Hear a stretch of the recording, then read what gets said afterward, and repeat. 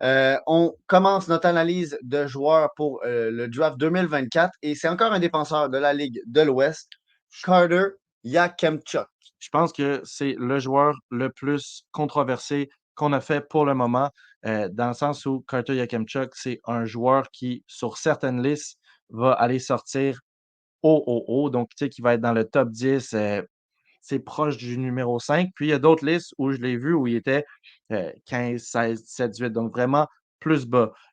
On va vous expliquer un peu notre opinion dessus, mais tu sais, pourquoi est-ce qu'il est autant controversé? C'est que contexte d'équipe, il est dans une équipe qui est horrible, puis l'équipe dépend c'est le leader en points de l'équipe, puis l'équipe dépend énormément de sa production offensive. Donc ce que ça a fait, c'est que Yakemchuk, pour plein de raisons qu'on va vous décrire, est un joueur offensif, je pense le meilleur défenseur offensif de cette QV, tu sais, potentiellement avec Perrick, ça serait un débat, mais un joueur où c'est difficile de lui trouver des trucs à reprocher en zone offensive, mais ça fait que ça a vraiment développé chez lui un esprit offensif. Fait que les gens qui vont le mettre haut vont dire regardez, il est 6 pieds 3, sa défense va se développer. Puis en plus, il y a déjà le côté offensif que certains autres défenseurs maîtrisent moins. Puis ceux qui vont le mettre bas vont dire oui, il est excellent offensivement, mais son côté défensif laisse vraiment à désirer. Fait que je pense que ça fait quand même une bonne idée de c'est qui ce bonhomme-là. Ouais, puis moi, je veux juste porter une attention 2 secondes sur sa date de naissance. C'est septembre 29 2005. Donc, il était à un 19 jours d'être éligible pour l'année passée. Ouais. Puis, tu sais, même si on regarde juste l'année passée, 47 points, 67 matchs dans une équipe de bas de classement, c'est vraiment pas mauvais. Par la suite, 6 pieds 3, défenseur droitier. Donc là, tu sais, si on est un directeur général, la date de fête peut peut-être refroidir, mais la grosseur et la latéralité, tout d'un coup, te fait oublier sa date de naissance.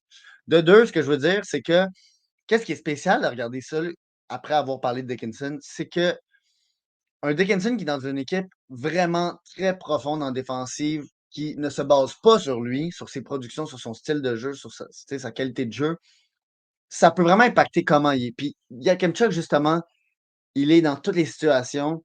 Et moi, comment je le caractérise, là, c'est un défenseur offensif rugueux. Et ça, c'est un style de joueur qui est très rare. Tu sais, on pourrait dire peut-être que Jack Hayes se ramasse là-dedans. Tu sais, mais quand on y pense vraiment, tu sais, Provorov peut-être. Mais un défenseur offensif rugueux, c'est vraiment rare. Puis moi, c'est ce qui me fait penser que Yakemchuk pourrait vraiment sortir entre 5 à 7, 7e, purement parce que c'est un défenseur droitier qui peut amener un plafond offensif vraiment impressionnant, puis on va vous en parler un peu de nos points offensifs, mais qui en même temps va pas avoir le côté qui se mêle pas. Là, lui, il va pour la physicalité, il est très fort physiquement. Ouais, puis écoute, rentrons justement. D'habitude, dans les défenseurs, c'est drôle parce qu'on préfère commencer par la zone défensive, mais je pense qu'avec Yakemchuk, on se doit quand même de commencer par la zone offensive parce que vous voyez 71 points. D'où est-ce que ça sort, ça, tu sais, quand on Ouais. regarde juste le bilan du 120 joueur? minutes de finalité. D'où est-ce que ça vient? Puis, comme je vous ai dit tantôt, euh, ma première note, le moi, sur son jeu en zone offensive, c'est que j'ai eu de la misère à trouver quelque chose de négatif. Donc, Mm. dans le sens, j'aime bien sa balance. Quand il est en zone offensive, il ne délaisse pas la ligne bleue. Déjà, Ah, premièrement, pour un défenseur offensif, souvent, c'est ça qu'on va voir qui est le problème, c'est qu'il va aller dans la. Il va se mettre deep dans la zone, puis là, il va attendre. Yakemchuk ne délaisse pas le jeu de la ligne bleue. Puis comment est-ce qu'il fait ça? Ben, c'est avec un coup de patin latéral qui est vraiment excellent. Donc, pour les changements de direction, pour quand on parle autour des cercles bleus, c'est vraiment excellent. Donc, déjà, ça, c'est une très bonne caractéristique qui lui permet de couvrir beaucoup de territoire en zone offensive. Euh, aussi, sa protection de rondelle en zone offensive est à un autre niveau, là. Tu sais, on parlait de comment Sam Dickinson, c'est difficile de lui prendre la POC. Yakemchuk, c'est tout autant difficile, là. mhm. C'est vraiment une caractéristique que ces 2-là partagent. Puis il a des très bonnes mains. Donc, pour un défenseur de sa taille, c'est extrêmement rare de voir ça. Puis, tu sais, comparé à même un joueur de 5 pieds 10 qui est attaquant, il a des bonnes mains. Tu sais, il a des mains qui sont au-dessus de la moyenne pour ce draft-là, puis qui sont pas juste au-dessus de la moyenne, qui sont bonnes. C'est un très bon atout, puis qui sait comment utiliser. Puis ses bonnes mains, ça fait que ça se mélange super bien avec sa créativité. Moi, ce que j'aime beaucoup en zone offensive, c'est Ah que ouais. Yakemchuk, il y a 10 000 atouts qu'il peut utiliser, puis on le voit. Je ne l'ai pas trop vu aller vers un truc. Tu sais, donc, tu as des défenseurs qui. Mais juste des joueurs en général. Tu sais, admettons, Catton, quand on parlait de lui, on disait oh, j'aimerais ça le voir tirer plus. Yakemchuk, il n'y a pas de Ah, gros trucs chez lui que j'aimerais voir plus. Je trouve qu'il balance bien le quand il est à la ligne bleue, tu ne sais pas. Est-ce qu'il va s'avancer, déjouer 3 joueurs, aller amener la puck devant le net? Est-ce qu'il va faire un tir? Parce qu'il y a un tir excellent aussi qui va amener la puck devant le net pour donner un retour, ou bien est-ce qu'il va faire une passe? Puis, Écoute, je te laisse parler de son jeu offensif après, mais chez ses passes, j'ai pas vu un joueur pour le repêchage cette année qui a des passes que je décrirais autant 360. Ce que je veux dire par là, c'est pas qu'il regarde pas en arrière puis il fait une passe puis ça arrive sur la palette. C'est que quand il sait qu'il y a un joueur derrière lui puis son esprit offensif est quand même très bon, fait qu'il sait quand il y a un joueur derrière lui en attaque. Quand un joueur derrière lui, vu qu'il est bon pour le skating latéral puis tourner, il est vraiment capable de se mettre en position puis faire la passe au Mhm. joueur. Donc, quand je parle de skating 360, c'est vraiment qu'il y a tellement de facilité à se tourner n'importe quel bord que ses passes suivent, là. Si tu peux être derrière lui, tu es quand même une option de passe. Ah, puis je sais qu'on dit souvent, tu sais, des gars, des gros gars comme un Silaev ou ah, il est tellement grand, mais il skate, il patine comme le vent. Kemchuk, je vous dirais, sa vitesse en ligne droite, son patin en ligne droite, son accélération est vraiment average. Puis même, je dirais, ça pourrait quand même être un problème en termes de sa vitesse là, pour rattraper des gars. Il y a une technique très étrange. Puis je ne suis pas David Saint-Louis, mais je serais intéressé de demander justement à David Ben, Saint-Louis qu'est-ce qu'il pense de cette, oui, ça. Mais qu'est-ce qu'il pense de cette capacité-là, de ce côté-là? Parce que dès qu'il va en ligne droite, Yakemchuk, on dirait que c'est comme, ben voyons donc. Puis dès qu'il doit commencer à patiner sur le côté, à faire des déceptions, à vendre son jeu, c'est quasiment, là, tu te dis, ben voyons donc, c'est-tu Demidov? Puis Demidov, tu sais, on s'entend que Demidov, c'est le meilleur du draft pour ça, mais Yakemchuk a vraiment, vraiment un côté impressionnant qui me fait genre, wow, tu sais, je veux dire, en power play, puis moi, je pense que Yakemchuk, ça va être un gars de power play. Je pense que ça va être un quarterback. Ça va être le gars qui dirige ton power play parce que à la ligne bleue, là, c'est comme si il était carrément attaché à la ligne bleue, puis il faisait juste se promener, il se tourne, il fake, puis il fait une excellente distribution de rondelles tout en patinant, tout en. Il est toujours, tu l'as dit, 360, c'est toujours ses gars sont hauts. Même si il se tourne de bord, il revient, il la renvoie, puis il sait que son gars est là. C'est vraiment là, il peut mêler les défenseurs adverses. Il va pas hésiter à tirer, puis tu l'as dit. Il n'y a rien qu'on veut plus de lui parce que il va tirer. Yakemchuk n'hésite pas à tirer. Il va ouvrir ses jambes et son bâton en disant ah ouais, envoie-moi ça, je vais la slapper. Ça ne va pas l'hésiter d'être à la ligne bleue, de voir un peu de monde devant le filet. Il va tirer. Fait que c'est vraiment. C'est rare, je trouve, un gars, un défenseur qu'on dit hey, lui, il tire, puis on veut pas qu'il tire moins parce qu'il tire trop. Non, non, lui, c'est comme c'est bien. Il a une bonne décision, une bonne prise de décision. Et aussi, ce que je veux parler, c'est que je le trouve très proactif en zone offensive. Donc, tu l'as dit, il va être attaché à la ligne bleue, mais il va pas aussi se ramasser à être coincé derrière le net puis à comme, tu sais, ouais, ouais. trop vouloir en faire. Peut-être qu'il y a le problème de Lev Shunov. Mais moi, je le trouve proactif comme Engstrom. Puis Engstrom, qu'est-ce qui est un élément important de son jeu, c'est vraiment à quel point, oui, il va être à la ligne bleue, mais il va être capable de faire une passe à son allié puis trouver, puis tu sais, juste aller trouver le trou pour faire un one-two. Où il va toujours s'offrir en option de passe à une place qui est très justifiée en attaque. Donc, ce qui fait que son joueur, s'il reçoit la rondelle, il y aura toujours Yakemchuk en option à quelque part. Il va vraiment trouver la manière d'activer le jeu, de mêler la couverture défensive de l'autre bord. Et ça, j'aime vraiment ça. Puis, je parlais de son patin en ligne droite qui est vraiment, vraiment à travailler. Mais la protection de rondelle, quand il se fait pourchasser, est vraiment excellente de Yakemchuk. Son frame, c'est pas juste parce qu'il est gros que c'est bon. Là. C'est aussi parce qu'on dirait qu'il a des yeux derrière la tête et qu'il sait où est-ce que le gars est. Donc, il sait comment barrer le défenseur derrière pour pas qu'il atteigne la rondelle. Donc, tu sais, je l'ai vu, mettons, faire une interception, partir en fusée, en fusée sans être vraiment rapide, mais à cause que tous les joueurs étaient Ben, arrêtés tu de peux rien l'autre faire. bord, il est parti tout seul. Le gars l'a rattrapé, mais à cause qu'il avait une bonne protection, il était capable de faire son tir au but. Donc, tu sais, ça, c'est quelque chose justement, qui me fait faire comme, OK, ce gars-là, malgré son atout pas incroyable, il est capable de faire ce qu'il veut avec. Je sais pas si tu veux qu'on aille directement au côté Ben, défensif, ben, mais tu sais, moi, quand je l'ai dit, il coupe des jeux, il lit ben, tellement bien les lignes. pour nous lancer dans la zone défensive, Ouais. j'aimerais ça faire un peu comme la semaine dernière avec Dinkinson où je disais que j'avais de la misère. Il y a deux de ces caractéristiques que j'ai mis en zone offensive, mais je pense qu'ils rentrent autant bien dans la zone défensive offensive. Fait que je les présente, puis après ça, je te Vas-y, laisse amener la zone vas-y. défensive. Déjà, j'aime bien à quel la distance à laquelle il est prêt à partir l'attaque. Donc, c'est-à-dire que s'il est dans sa zone, puis il voit qu'il y a une ligne qui est ouverte, qu'il peut partir avec, il le fait. Puis ça, c'est excellent pour l'attaque parce que ça prend par surprise. Puis, tu sais, les Hitmen, c'est pas une équipe qui bâtisse, c'est pas une équipe avec beaucoup de skill. Donc, ça surprend aussi beaucoup l'autre équipe. Ça se marie bien avec son aspect surprise, mais j'aime bien à quelle distance est-ce qu'il part l'attaque. Puis ça, c'est utile offensivement parce que ça part une attaque, mais c'est aussi utile défensivement parce qu'il sort la puck de sa zone. C'est pas un gars qui reste coincé dans sa zone avec la puck. Quand il voit une option pour partir, il le fait vraiment. Puis, deuxièmement, c'est un aspect, ça, je trouve que c'est son aspect qui saute aux yeux le plus partout sur la glace. C'est à quel point est-ce que ce gars-là va aller punir les autres équipes pour les erreurs qu'ils font. Donc, c'est-à-dire que si tu fais une passe molle, puis que lui est proche, fais attention parce que tu vas te faire prendre la puck. Puis ça, c'est dans sa zone ou dans la zone adverse. Donc, c'est-à-dire quand il est en offense, quand les joueurs essaient de sortir de la zone puis ils font un dégagement un peu trop faible, il est dessus, il prend le contrôle puis l'attaque est Mmh. relancée pour les Hitmen. Puis dans sa zone, si son placement n'est pas tout le temps parfait, mais s'il est proche d'un gars puis que le gars contrôle mal la puck, là, tu vas te faire punir pour ça. Tu ne peux pas faire d'erreur juste à côté de Yaremchuk. Fait que je te laisse rentrer dans la zone défensive après avoir présenté ça. Ouais, ben, du côté positif, c'est ça, c'est tu sais, ce que on en parlait même, tu sais, on se débattait un peu de est-ce que c'est un IQ offensif ou défensif de savoir lire le jeu offensif de l'autre bord? Puis tu sais, moi, je le vois comme un peu du côté plus offensif. C'est un IQ offensif qui lui sert en défense parce que il est capable de savoir qu'est-ce que l'ailier devant lui ou qu'est-ce que le joueur devant lui va penser. Et le nombre de fois que, tu sais, c'était des bonnes passes, c'était des bonnes idées de l'autre bord, mais Yakemchuk était là. Hem, il les bloque et non seulement il les bloque, mais il fait quelque chose avec. Ouais. Puis ça, il le fait en zone défensive. Il le fait en zone neutre, mais il le fait aussi en zone offensive. Donc, sans faire un forecheck parce que c'est un défenseur, mais il est tellement bon pour faire une pression puis compliquer le jeu, les autres, forcer l'adversaire à faire un jeu, puis juste de cette manière-là, il repousse le temps de possession de son équipe en zone. Et vraiment, ça, c'est un atout que ça ne s'apprend pas d'être capable de lire les jeux avant qu'ils se passent. Puis je pense qu'il va être capable de le répliquer aussi au prochain niveau.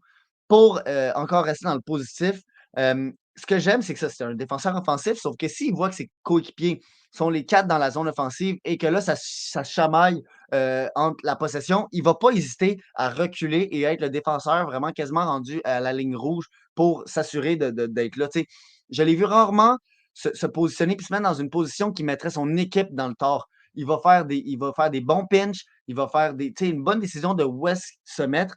Et ça aide parce qu'il est fort physiquement. Donc, souvent, quand il se met à quelque part, s'il est un peu déporté, il va être capable de juste pousser le gars ou juste se mettre devant lui. Tu sais, juste trouver une manière d'empêcher que comment dire, que le jeu de l'autre bord se fasse autant clean.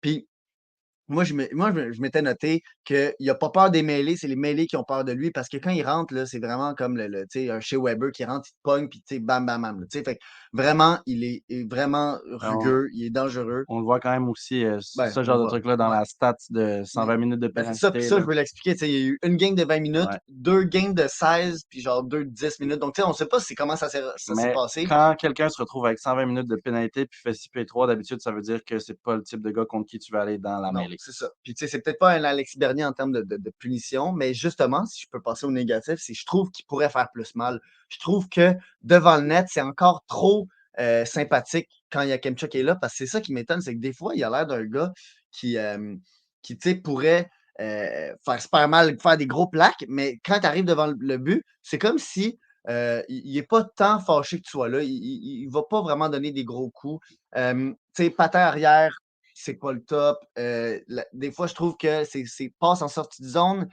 sont correctes, mais dès que le gars patine, dès que il doit faire une passe avec très peu de temps puis que le gars patine, je trouve que souvent, il va lui manquer soit trop loin, soit trop court. Mais tu sais, encore là, des fois, il va jouer trop le corps au lieu de la rondelle. Il va peut-être, en situation de stress, mettons un 2v1, où il va peut-être des fois faire des moves trop rapides. Des fois, il va se pitcher beaucoup trop tôt dans un 2 contre 1. Alors tu te dis, mais pourquoi tu t'es pitché là? Je veux dire, ils viennent de rentrer dans la zone.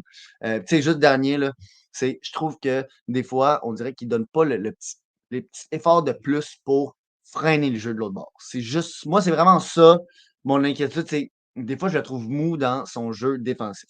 Bon, je pense que tu as pas mal couvert les positifs, sauf un gros que OK. moi j'ai beaucoup aimé, c'est à quel point est-ce que, honnêtement, son jeu en zone défensive, quand l'autre équipe est installée, j'ai beaucoup, beaucoup de problèmes avec. certains problèmes. J'ai quand même espoir que ça va être réglé quand il va être dans une meilleure équipe, mais je reste que j'ai beaucoup de problèmes avec. Mais par contre, avant que l'autre équipe soit installée, je trouve qu'il empêche vraiment bien l'équipe de rentrer à la ligne bleue. Donc, tu sais, Mhm, un petit c'est vrai. s'il voit que la puck est libre, un petit push en haut pour la sortir de la zone avant qu'elle soit rentrée. Donc, empêcher l'autre équipe de rentrer dans sa zone, ça, je trouve qu'il le fait.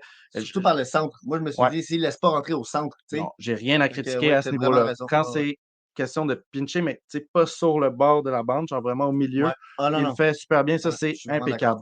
d'accord. Pour parler de mon premier problème, ça, c'est le problème que je pense qui va être le plus réglé par une meilleure équipe. Tout d'abord, c'est que puis c'est un problème un peu fâchant parce qu'on sait qu'il peut bien le faire. Donc, tu sais, pour la je pense que c'est ça beaucoup que beaucoup de mes problèmes en zone défensive se résument à ce mot-là, c'est l'inconsistance.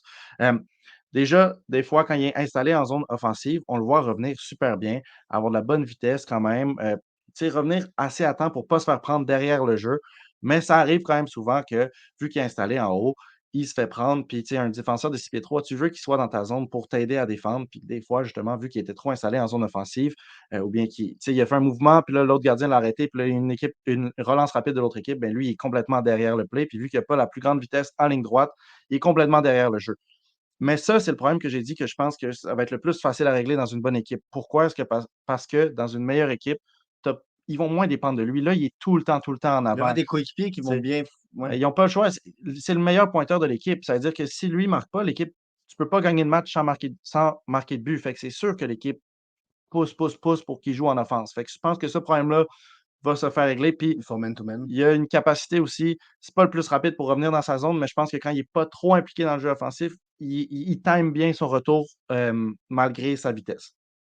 Comme tu l'as dit, utilise super bien son corps. Par contre, c'est ça, tous les autres problèmes, ce qui a été difficile avec lui, c'est de savoir qu'est-ce qui va se faire régler par Ouais, une c'est meilleure ça. équipe, puis qu'est-ce qui est vraiment un problème de IQ, tu sais, interne dans sa tête.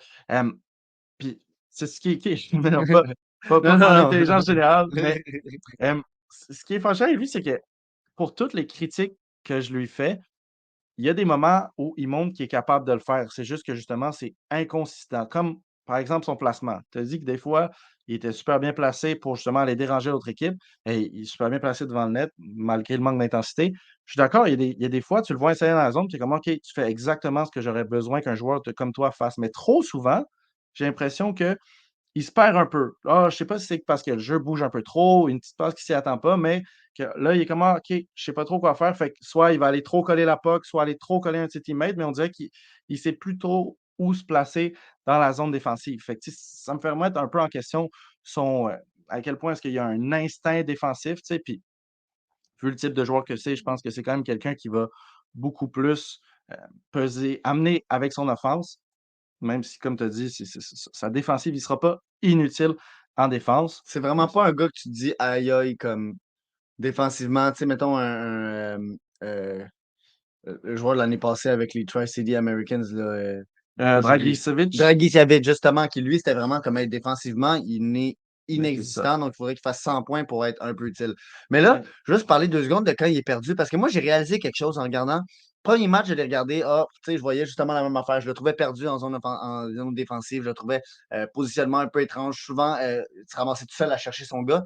Et dans la deuxième game que j'ai regardé, vers la fin de la game, j'ai comme fait aïe, aïe, OK, c'est parce qu'il joue man-to-man. J'ai porté attention juste à un autre paire de défensifs et là, j'ai vu qu'il faisait man-to-man. Puis là, quand Yaremchuk est revenu, j'ai vu qu'il faisait man-to-man et c'est vraiment une stratégie qui est de moins en moins utilisée. Le Canadien l'utilise, mais elle est très, très, euh, euh, très remise en question. Et avec raison, parce que justement, quand tu as une équipe comme Calgary Hitmen, qui ne sont pas une équipe avec des défenseurs de haut calibre, qui sont une équipe avec des défenseurs plus petits, souvent, c'est très limité dans leur capacité défensive. Et là, tu leur demandes de faire un man-to-man, ce qui fait que des fois, là, il y a Kemchuk, justement, il se ramassait à pogner son gars, mais là, le gars de l'autre défenseur l'amenait à droite. Et là, il y a Kemchuk, un défenseur droit, était à droite. Et là, il se ramassait à regarder. Puis là, la gauche était complètement vide parce que l'autre défenseur était parti. Donc, là, il y a Kemchuk a l'air perdu parce que là, il faut qu'il compense sur le fait que l'autre gars est parti le gaucher est parti à droite. Et là, il n'y a plus rien à gauche.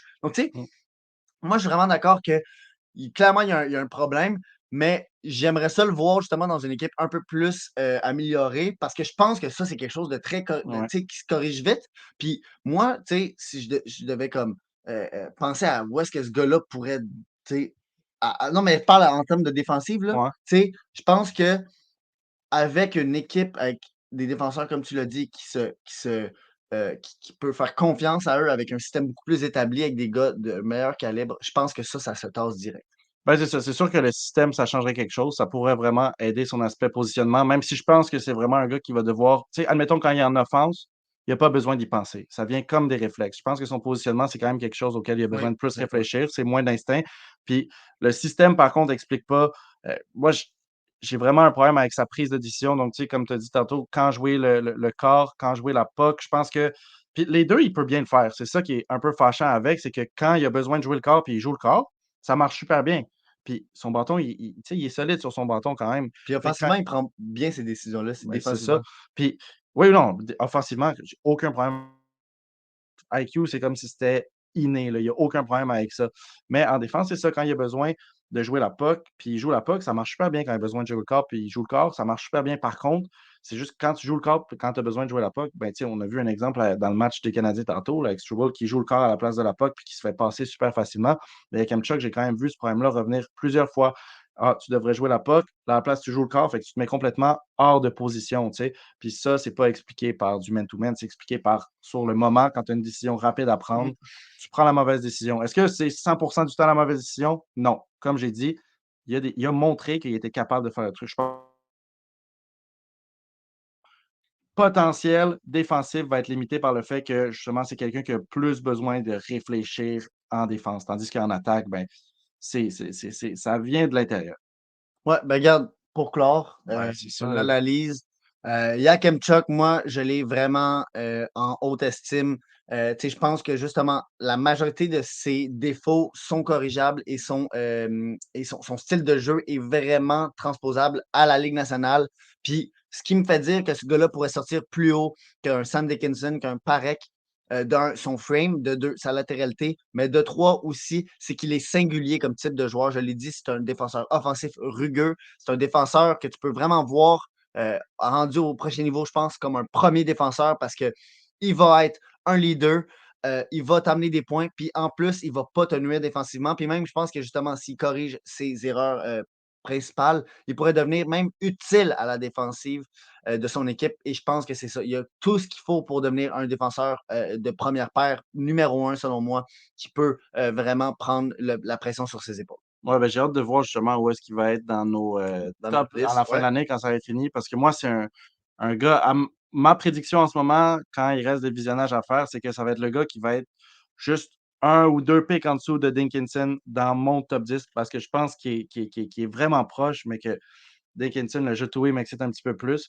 Par contre, c'est ça, c'est le type de gars, je pense qu'il faudrait vraiment faire une cause pour entre le pic 5 et 10, tu sais, Ouais. à ses skills offensifs, puis en défensivement, c'est pas une cause perdue, là. C'est vraiment, tu sais, il est solide. Pourrait vraiment justifier une équipe d'aller prendre ce projet-là, puis d'essayer de bien le modeler, parce qu'il va être beaucoup plus facile à modeler que justement un Dragicevic, comme tu as Mhm. dit la saison dernière. D'aller le prendre autant haut que ça, puis s'il est disponible après le 10e pick, s'il est disponible entre 10 et 15, moi, à mon avis, c'est comme go, go, go. Si ce gars-là est disponible entre 10 et 15, tu vas le prendre, tu vas le travailler, puis il va devenir justement un défenseur de top pairing qui produit énormément en offensive. Le seul défenseur de cette QV-là, 2024, que je vois qui pourrait plus produire que lui, c'est Zane Parek. Ouais. Puis Zane Perry, on n'a pas fait d'analyse encore sur lui. Donc, si vous en voulez une sur lui, dites-le dans les commentaires. On vous le dit à chaque Euh, fois. on vous le dit à chaque fois. Mais bon, sur ce, Ben oui, écoute, merci à tout le monde d'avoir écouté cette semaine.